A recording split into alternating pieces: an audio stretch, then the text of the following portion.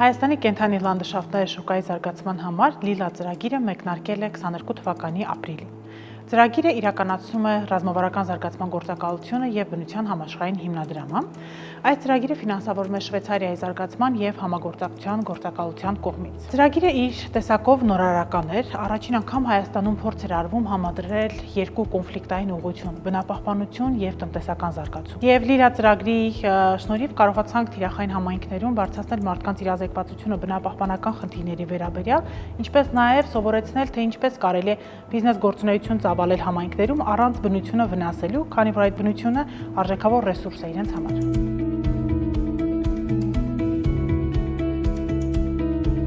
Ծրագրի շրջանակներ մենք փորձել ենք զարգացնել տարբեր բիզնեսներ, տարբեր փորձառություններ, որպեսզի նրանք կարողանան միմյանց հետ համագործակցելու եզրեր գտնել, քանի որ կայուն զբոսաշրջությունը իրենից նաև ենթադրում է տնտեսական ներառականություն, այսինքն հնարավորություն տալ ամբողջ համայնքին զբոսաշրջությունից այլընտրանքային եկամուտներ ձևավորել։ Այս համատեքստում ծրագրի կարևոր ձեռքբերումներից մեկը այն էր, որ զարգացրեցինք նաև туриզմին մատակարարող արժեշղթաները եւ հենց այդ արժեշղթաները փորձեցինք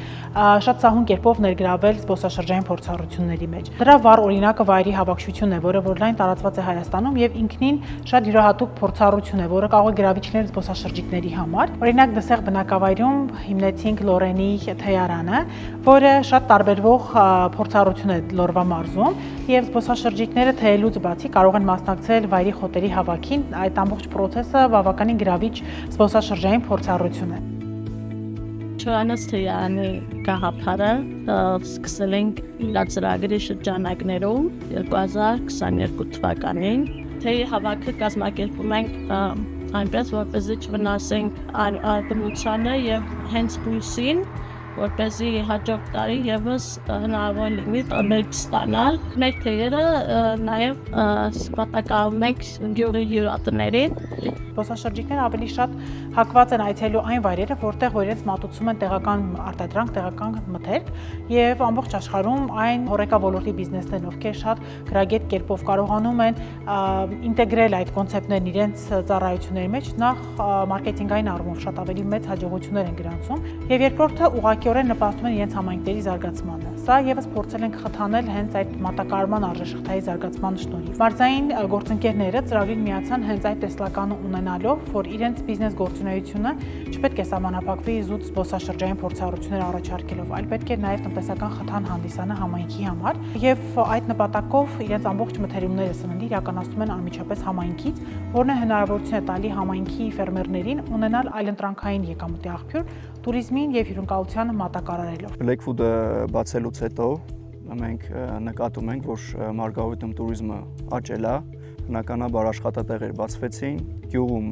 կոպիտ ասեմ առուծախ ավելացավ, որովհետև մենք ամեն ինչ վերցնում ենք մեր գյուղից, որ թարմ եղնի։ Գաստրոտուրիզմը խթանելու համար նախ եւ առաջ պետք է իրազեկված լինել տվյալ համայնքում, ինչ ազգային խոհանոց կա, ինչ կարող են գրագետ եւ ճիշտ ներկայացնել, որը իր հերթին բերելու է տեղական արտադրության խթանմանը։ Շերամ ռեստորանը մյուս ռեստորաններից տարբերվում է։ Շերամում մատուցում ենք ազգային, ավանդական, վայոցորյան ուտեստներ եւ ծրագրի աջակցությամբ կարողացանք իրագործել երազանքը, որը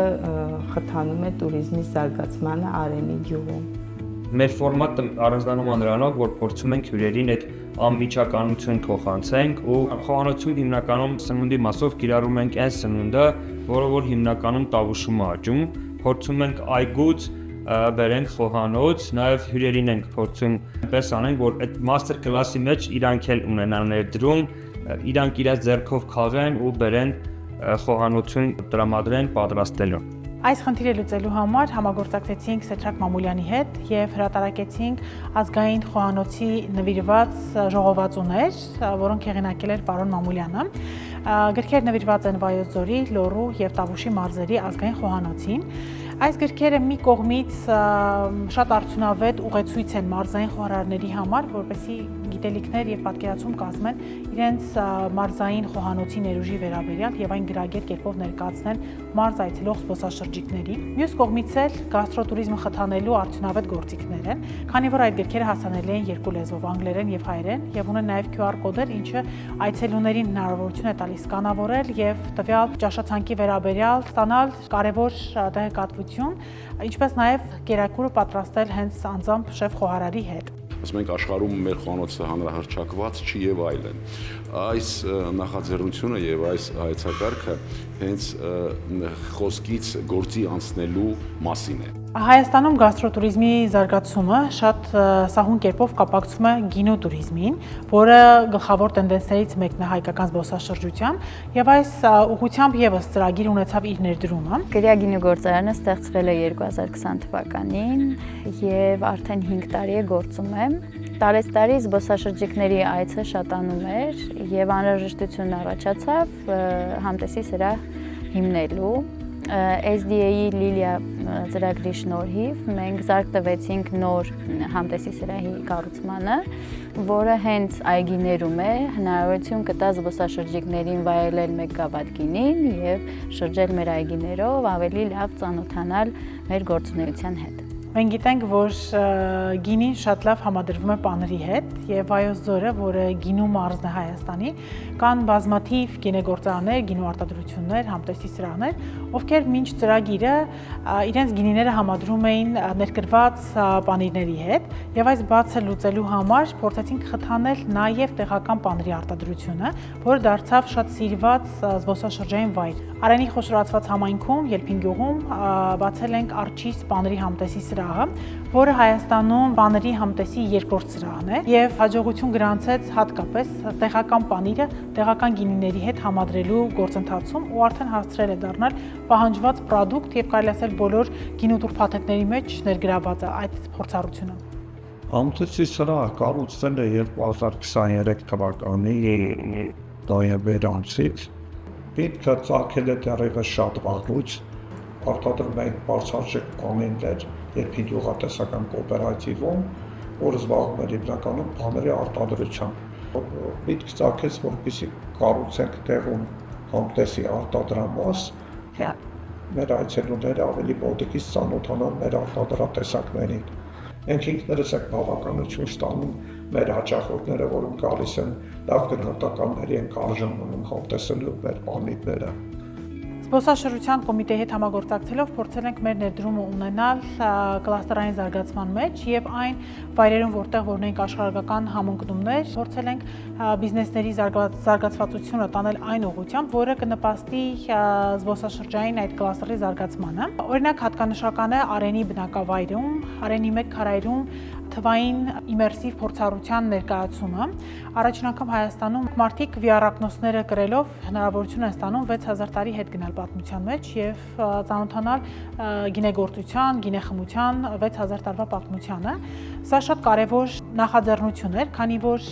նախ խթանում է Արենի համայնքի եւ առհասարակ ամբողջ Վայոց ձորի որպես գինու մարզի զարգացմանը։ Այս փորձառությունը այս տարի առաջին անգամ կներկայացնենք WTM Լոնդոնի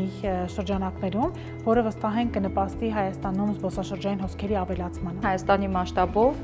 թվայնացման փորձառությամբ համալրված առաջին քարանձավն ենք, որտեղ որ կան VR-ակնոցներ եւ դրանց միջոցով մեր սիրելի այցելուները կարող են հայտնվել հնագույն ժամանակաշրջանում, նույն միջավայրում եւ վայելել գինեխմության ողջ ընթացքը։